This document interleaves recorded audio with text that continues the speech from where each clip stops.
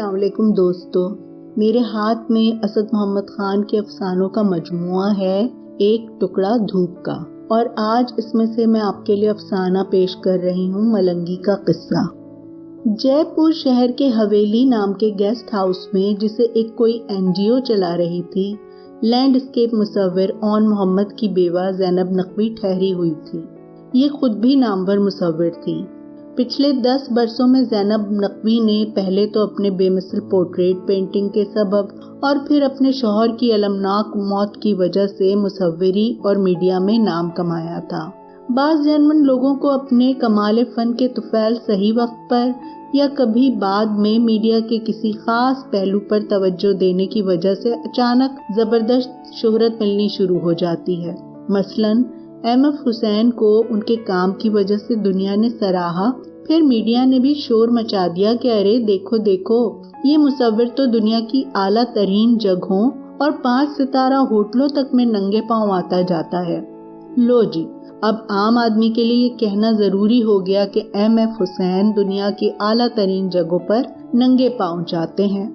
इसी तरह आपा ज़ैनब नकवी की बेमिसाल पेंटिंग्स जब सामने आईं तो मीडिया ने ये बताना जरूरी समझा कि उनके मियां ऑन मोहम्मद को बेवजह मार दिया गया था, और शायद ये टारगेट किलिंग थी, जो शायद उनके किसी खास कमेंट की वजह से या उनके अपने मसलक की वजह से कट्टरपंथी लोगों की तरफ से लाजमी समझी गई। अल्लाह बेहतर जानता है।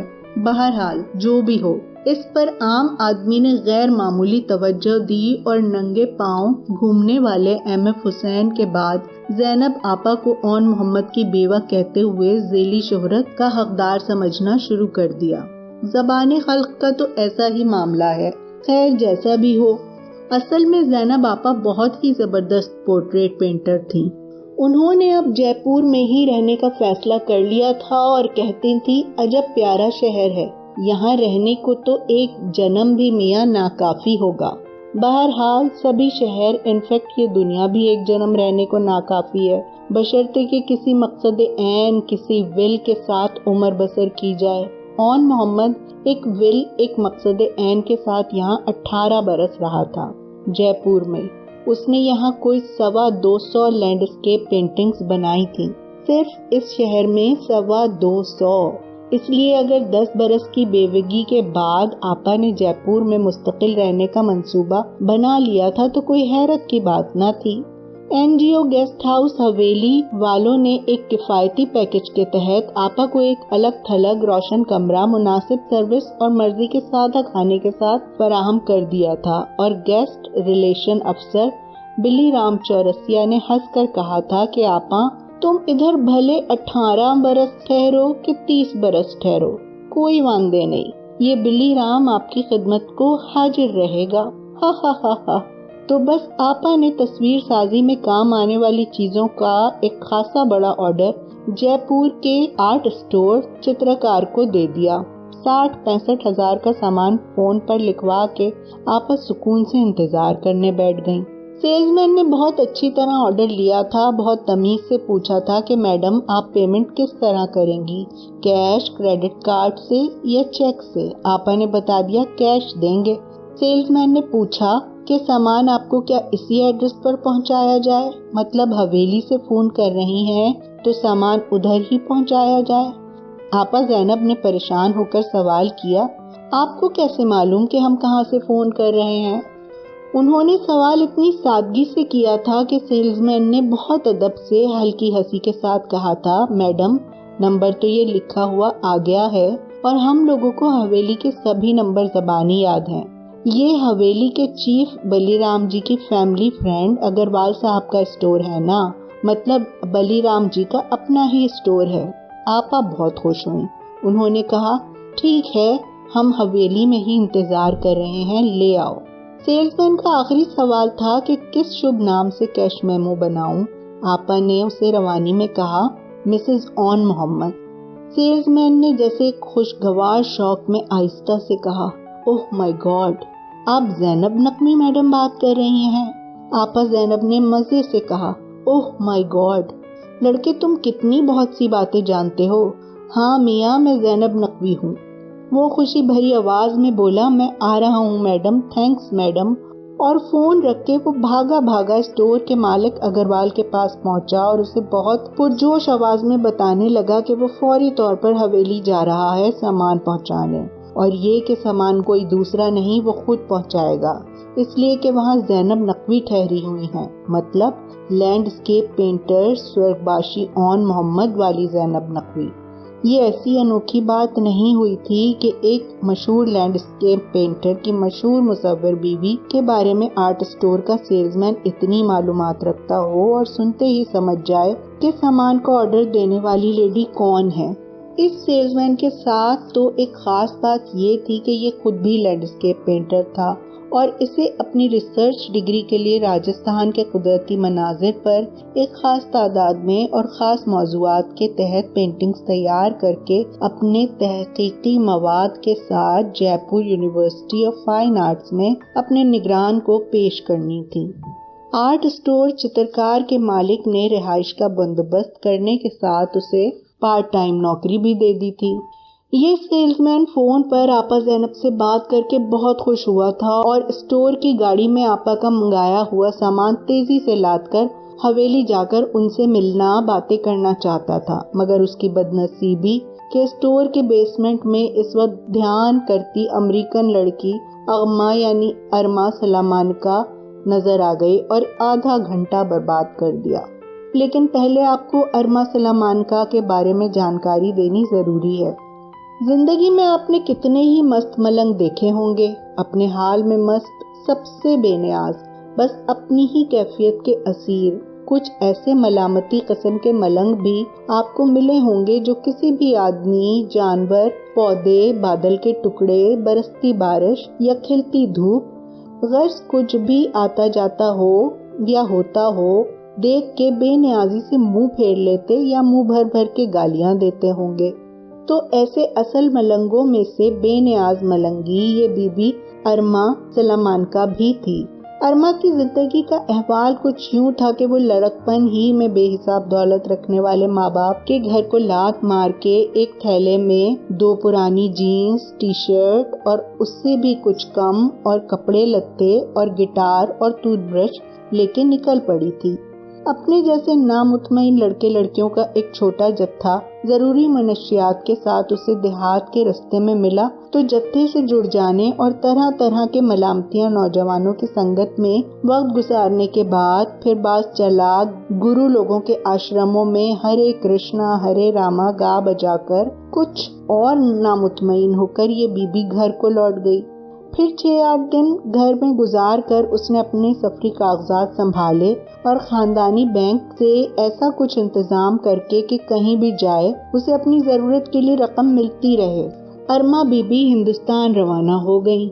وہاں کی بہت سی زیارتوں، مٹھوں، آشرموں اور بابا لوگوں کے ٹھیو ٹھکانوں، گپھاؤں میں تھوڑا تھوڑا وقت گزار کے اور مال کھسوٹیوں سے پیچھا چھڑا لینے کے بعد بالآخر ایک سچے سادھو کے کہے پر یہ ماؤنٹ آبو کی زیارت کو چل پڑی۔ یہاں ارما بی بی کا دل لگ گیا۔ ماؤنٹ آبو میں اس نے مہینے بھر قیام کیا۔ وہاں اسے 2 نوجوان ہندوستانی لڑکے ملے جو قدرتی مناظر کی مصوری کرتے پھر رہے تھے۔ ان 2 میں سے ایک یہ مصور سیلز مین تھا۔ اس وقت یہ آپا زینب کی ضرورت کا سامان اکٹھا کر کے جلدی جلدی اسٹور سے نکل جانا چاہتا تھا۔ یہ محض اتفاق تھا کہ ارما بی بی وقتی بیزاری دور کرنے کو وہیں مراقبے میں بیٹھی تھی۔ سیلز مین کو ضرور شک ہوا ہوگا کہ وہ یہاں ہو سکتی ہے، پر مشکل تو یہ تھی کہ حویلی کے لیے جو کچھ اسے اٹھانا تھا یہیں تہخانے میں رکھا تھا، اس لیے مجبوراً اسے یہاں آنا پڑا۔ بڑا مسئلہ یہ تھا کہ ارما بی بی گیان دھیان مراقبے میں اکثر اپنے لباس کی طرف سے لاپرواہ ہو جاتی تھیں، اس لیے سیلز مین کو آتے ہوئے زور زور سے کھنکارنا پڑتا تھا۔ اس وقت بھی یہ شور کرنا بہت اچھا رہا کیونکہ ارما اس وقت بھی بے پرواہی کی حالت میں تھی، تاہم اس نے آواز سن کر گیروا کفنی کا پلو کھینچ کر اپنے اوپری بدن پر ٹھیک ٹھاک سے ڈھک لیا۔ اصل میں ارما بی بی نے ہندوستان آ کر یہاں کی آدیواسی یعنی قدیم باشندہ عورتوں کا طریقہ اختیار کرتے ہوئے 3 کی جگہ بس 2 کپڑوں میں گزارا کرنے کا فیصلہ کیا تھا۔ وہ پیٹی کوٹ اور ساڑی کل 2 کپڑوں میں خود کو ملفوف کرتی تھی، کسی بلاؤز وغیرہ کو غیر ضروری سمجھتی تھی۔ خیر اس نے گیوے رنگ کی کفنی کا پلو کھینچ کر اپنے اوپری بدن ٹھیک ٹھاک سے ڈھک لیا اور پہنچی ہوئی ملنگنیوں کی طرح آواز لگائی کہ ہرے ہرے راما۔ سیلز مین نے جھپٹ کے اس ریک میں جہاں مطلوبہ چیزیں رکھی تھی خود کو آدھا داخل کر دیا۔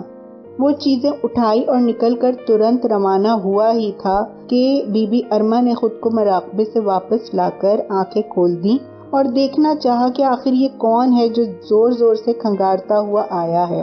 پھر اس نے سیلز مین کو پہچان کر اپنے گاتے گنگناتے لہجے میں اسے پکارا، کیا تم ہو اویناش میرے بچے؟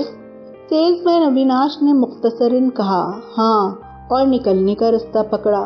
ارما اس سے کہیں زیادہ پھرتیلی تھی اور کیوں کر دھیان کر کے اٹھی تھی اور بقول علامہ رحمت اللہ علیہ تازہ نفس تھی۔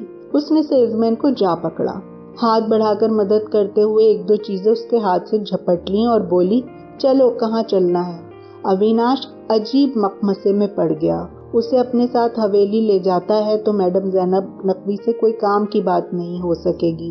ممکن ہے اس لیے بشرے کی ملنگی کو دیکھ کر خود آپا زینب بھی اس سے ترک آسائش دنیا اور امریکی جیز موسیقی پر اور بھگوان رجنیش کے آشرم پر مکالمہ شروع کر دیں، اور جواباً ارما بلڈی شٹ سے شروع کر کے وہ سب سنانے بیٹھ جائے جو وہ اویناش کو پہلے بھی کئی مرتبہ سنا چکی تھی۔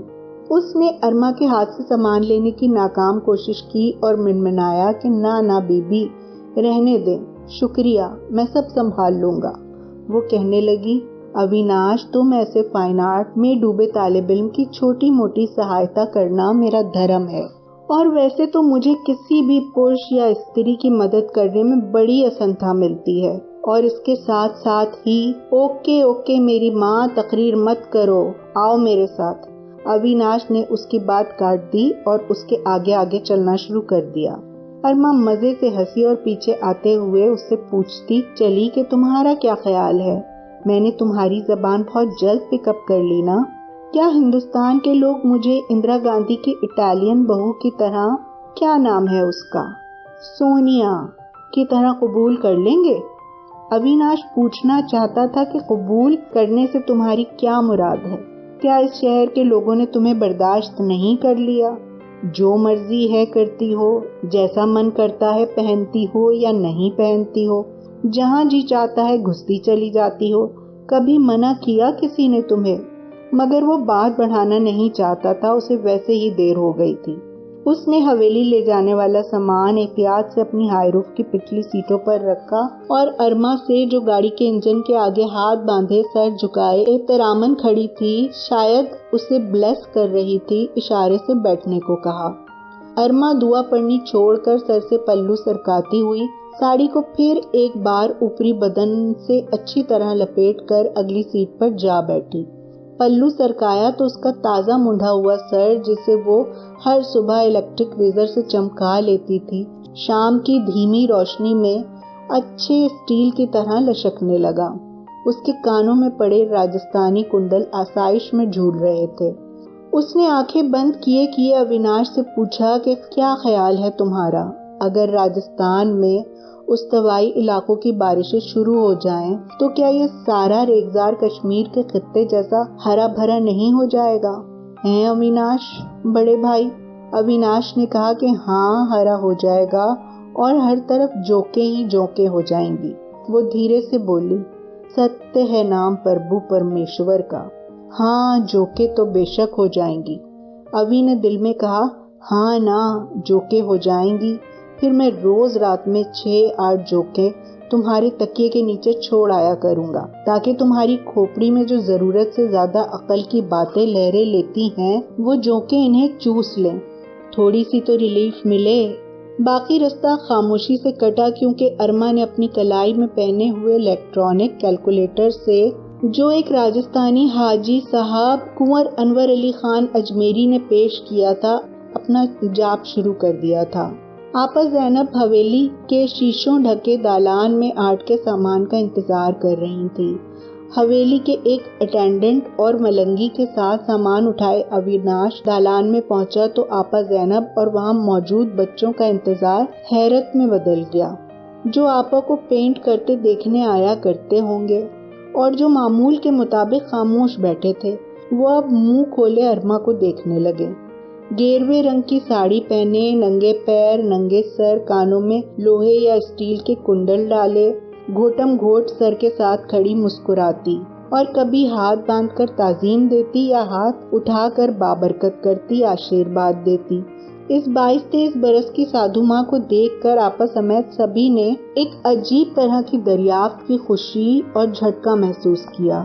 اویناش نے تعارف کرایا کہ یہ ارما ہے، میری منہ بولی ماں، جو لطف روحانی کے حصول کے لیے ماؤنٹ آبو تک آئی تھیں، اب ہمارے پروپرائٹر اگروال صاحب کی مہمان ہیں۔ آپا زینب نے تو ماشاءاللہ کہا۔ بچوں میں سے ایک کھلکھلا کر ہنسا اور بہت اونچی آواز میں بولا، ارے واہ، یہ اتنی چھوٹی اور عجیب سی ماں۔ خود ارما بچے کے اس ریمارک پر ہنسنے لگی۔ اویناش نے پہلی بار ارما کو اس طرح کھلکھلا کر ہنستے سنا اور دیکھا تھا۔ آپا کچھ لینے دوسرے کمرے میں چلی گئی تھیں تو اس نے ایک بار بے ادباری میں سر جھٹکا اور آہستہ سے جھک کر ارما سے کہا، خدا جانتا ہے کہ میں نے ایسی زندہ اور متحرک کرنے والی ہنسی آج سے پہلے کبھی نہیں سنی۔ بی بی ارما، چاہے جو کہتی اور کرتی رہو، تم زندگی سے جڑی ہوئی ہو۔ واہ واہ، ستیہ ہے نام پربھو پرمیشور کا، جیسا کہ ابھی تم رستے میں کہہ رہی تھی۔ ارما نے سنجیدگی سے اسے دیکھا اور کہا، یہ خوشی سے بھری ہنسی اس بچے کی کہی ہوئی بات میں چمک مارتے خداوند کے کارن تھی کہ جو کبھی کبھی میرے لیے ظہور کرتا ہے اور جسے اویناش تم ابھی تک نہیں مانتے۔ صرف ابھی ابھی تم نے اسے یاد کیا اور ستیہ کہہ کر بلایا۔ خوش رہو تم بھی اور خوش رہے یہ بچہ بھی۔ یہ کہا اور اس نے جھک کر بچے کے پیر چھو لیے اور رونے لگی۔ بچہ چمک کر پیچھے ہٹ گیا۔ آپا زینب آئی تو اویناش نے جلدی جلدی سامان حوالے کیا۔ سبھی کچھ آپا کی مرضی کا تھا، اس لیے سامان انہوں نے کمرے میں پہنچوا دیا۔ رقم اویناش سیلز مین کے حوالے کی۔ اس کے ساتھ ہی آپا اور دونوں بچے سامان اور سیلز مین کو بھول گئے۔ بس اس کی طرف پیالی بڑھاتے ہوئے آپا زینب نے ایک جملہ یہ کہا کہ چائے میں میٹھا کم ہو تو اور ڈال لینا۔ میٹھا زیادہ تھا لیکن اوی نے منہ سے ایک لفظ نہ نکالا۔ ہاتھ اٹھا کے آپا کو اداب کیا اور ذرا بے کیفی سے آپا زینب اور بچوں کو ارما کی توازے کرتے دیکھنے لگا۔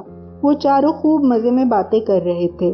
بچے ارما کو چائے کے ساتھ لائی گئی بہت سی چیزیں باری باری کھلاتے رہے اور ساتھ کھیلتے رہے۔ انہوں نے اویناش کی پلیٹ میں بھی کچھ چیزیں رکھی تھیں جو نامعلوم میٹھی تھیں یا نمکین۔ اوی نے خاموشی سے دونوں چیزیں باری باری اٹھا کر کھا لی۔ پھر بچے اور ارما باہر حویلی کے لان پر کھیلنے یا ارما کا ہندوستانی ناچ دیکھنے چلے گئے۔ آپا زینب اتنی دیر میں اپنے کمرے سے جا کر ایک منییچر پینٹنگ لے آئی تھی۔ یہ انہوں نے اویناش کی طرف بڑھائی اور کہا، لڑکی نے بتایا ہے کہ تم آرٹ اسٹوڈنٹ ہو اور راجستھان کے قدرتی مناظر پہ کچھ کام کر رہے ہو، یہ رکھ لو۔ اچھا کیا آ گئے اور اس لڑکی کو بھی لے آئے۔ یہ کہتی ہوئی زینب آپا باہر کی طرف چلی۔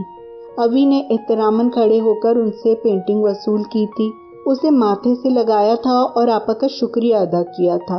وہ اس تحفے کی عطا سے کھلا پڑتا تھا اور چاہتا تھا کہ آپا کے پیر چھو کر بھی شکریہ ادا کرے، مگر آپا اس کے شکریہ کے جواب میں مسکراتی اور ہاں میں سر ہلاتی تقریباً گھوم چکی تھی۔ پھر جاتے جاتے انہوں نے ایک جملہ کہا اور چلی گئیں۔ کہنے لگی، روی تم بھی آؤ نا۔ اویناش کو ایک لمحے کے لیے اس بات سے دکھ سا پہنچا کہ آپا زینب نے اس کا نام ٹھیک سے نہیں سنا تھا۔ وہ اسے اوی یا اویناش نہیں، روی شنکر یا کچھ اور سمجھ رہی تھی۔ مگر پھر زینب نقوی کی پینٹنگ کو دیکھ دیکھ کر اس کا خون سیروں کے حساب سے بڑھنے لگا۔ اپنی عمر کے کسی بھی نوجوان کی طرح اس نے فوری طور پر طے کر لیا کہ جب کبھی بھی یہاں آؤں گا اس ارما چڑیل کو ساتھ نہیں لاؤں گا۔ مگر سیلز مین اوی کو اندازہ ہی نہیں تھا کہ اس دن کے بعد سے ارما ملنگی آپا زینب کے دنوں میں اور راتوں میں کچھ اس طرح سے نافذ ہونے والی تھی کہ خود ارما کے بھی خواب و خیال میں نہ ہوگا۔ دوسرے دن آپا زینب نے بلی رام چورسیا سے کہہ کر ارما سلامانکا کو حویلی میں بلوا لیا اور شیشہ ڈھلے دالان میں بٹھا کر اس کی تصویر بنانی شروع کر دی۔ مہینہ بھر میں آپا نے ارما کو سامنے بٹھا کر 8-9 پینٹنگز بنائی۔ انہوں نے ملنگی کو طرح طرح اٹھا بٹھا کے، اپنی طرف منہ کرا کے، سر جھکائے، پیٹھ موڑے، چہرہ اٹھائے، مالک سے استدعا کرتے، اپنی آنکھیں موندے، ایک بلندی اور الا کی کیفیت میں سر اٹھائے، کبھی کبھی ڈھکی اور کبھی کھلی ڈلی، ہر طرح پینٹ کیا۔ سبھی نے کہا کہ ہم نے اس بے ڈھب لڑکی کو کبھی اتنا سنجیدگی سے نہ لیا تھا، آپ نے تو اسے ایک پہچان دے دی۔ ابھی کہنے لگا، میں نے تو اپنی جان چھڑانے کو اسے ماں کہا تھا میڈم، آپ نے اس ماں کو کہاں سے کہاں پہنچا دیا۔ پھر آرٹ اسٹوڈیو والے اگروال اور NGO حویلی کے انتظامیہ نے ان تازہ پینٹنگز کی نمائش کا بہت اچھا بندوبست کر دیا تو اخبار اور ٹیلی ویژن والے آ گئے۔ اس کے بعد ملنگی اور آپا زینب کے لیے اور دوسرے بہت سے لوگوں کے لیے جیسے یہ دنیا ہی بدل کے رہ گئی۔